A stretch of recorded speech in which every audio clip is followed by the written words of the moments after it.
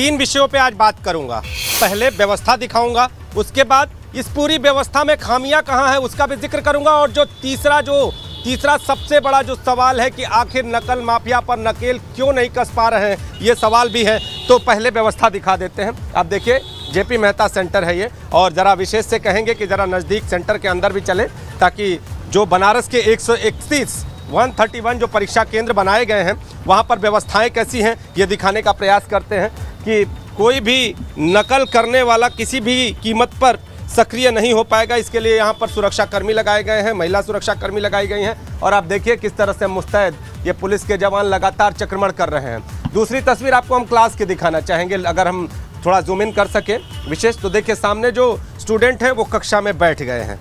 और अब जो बात है कि बलिया में पेपर लीक होता है और जहां जहां उस पेपर के सेट जाते हैं उन जिलों में परीक्षा रद्द कर दी जाती है उस दिन के, और फिर उसके बाद आज ये परीक्षा कराई जा रही है। लेकिन जब जांच का जो दायरा है वो बलिया से लेकर तमाम जिलों में घूम रहा है, आपको बताएं एसटीएफ भी इस मामले में इन्वॉल्व है, लेकिन अभी तक मास्टरमाइंड और पूरे नकल का जो बड़ा जाल है उसे अभी तक पूरी तरह से भेद नहीं पाया है प्रशासन। ये बड़ा सवाल है, क्योंकि नकल ऐसा विषय है जो बलिया में सिर्फ आज का नहीं है। कहते हैं, ऐसा पूर्वांचल में कहा जाता है कि अगर आप कहीं से पास नहीं हो रहे हैं तो बलिया से फॉर्म भर दीजिए, आराम से पास हो जाएंगे। लिहाजा ये कहावत पूर्वांचल में आम है कि बलिया में नकल होती है, बलिया में नकल माफिया सक्रिय होते हैं। लेकिन इस बार जिस तरह से पेपर लीक हुआ, क्या शिक्षा विभाग सो रहा था?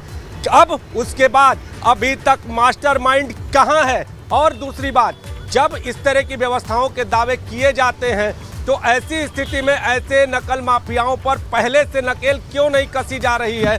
देखिए जो छात्र यहाँ पर पेपर दे रहे हैं इनका क्या दोष था? ये जिस दौरान तैयारी कर रहे होते हैं एक के बाद एक, जब पहला टाइम टेबल आता है छात्र का तो वो ये अपने दिमाग में बना लेता है कि हमें किन किन विषयों की उम्दा तैयारी करनी है और किन किन विषयों पर जोर देना है, और उसमें अंग्रेजी का प्रश्न पत्र शामिल होता है। खास तौर पर अगर बात करें अंग्रेजी, गणित और इसके साथ फिजिक्स, केमिस्ट्री, ये जो 4 पेपर होते हैं वो खास तौर पे छात्र उन पेपर को लेकर दबाव में रहते हैं। बाकी हिंदी और अन्य प्रश्न पत्र जो होते हैं उनको छात्र थोड़ा बहुत पढ़ाई करके और उनको सोचता है कि सफल हो जाएगा। लेकिन इस दबाव वाले प्रश्न पत्र को लेकर नकल माफिया पर दबाव बनाने का प्रयास क्यों नहीं किया गया, ये बड़ा सवाल है। हालांकि व्यवस्थाएं आज पूरी हैं और इन व्यवस्थाओं के बीच जो परीक्षार्थी हैं वो परीक्षा देते हुए नजर आ रहे हैं। जी।